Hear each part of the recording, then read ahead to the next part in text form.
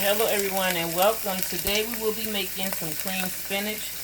So there's some olive oil and I put garlic and onion inside. You just want to put those on low for a few minutes. You can use butter as well, but I like to use the olive oil substitute for the butter. Okay, so now we're going to put the lid on this and we're going to wait a few minutes.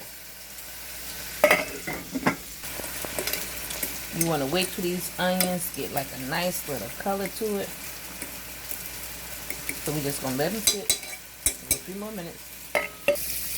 Now you want to put your heavy cream and your milk. Same portion of each in there. And now you want to add your block of cream cheese. Then you want to take and let that cream cheese, this softened cream cheese already, that's going to make a nice little creamy sauce. It's going to be creamy. Now I'm going to start putting my Parmesan cheese in it.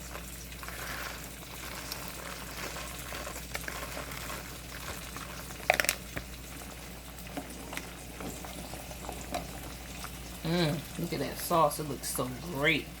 Now you got to make sure you put your fresh spinach in a separate pot. Steam it a little bit with a little olive oil and then drain it. Chop it, steam it, or leave it leafy if you like it that way. And you drain it, or you could use some frozen spinach as well. Now we can start adding our spinach inside.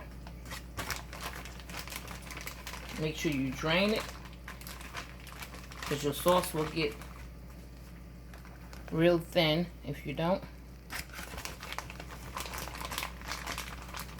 So we're going to put all of that spinach in there. Then you want to stir it up as you go along.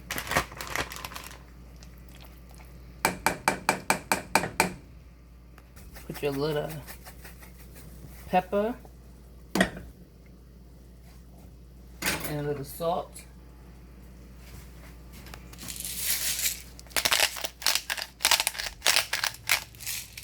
And some good salt right here.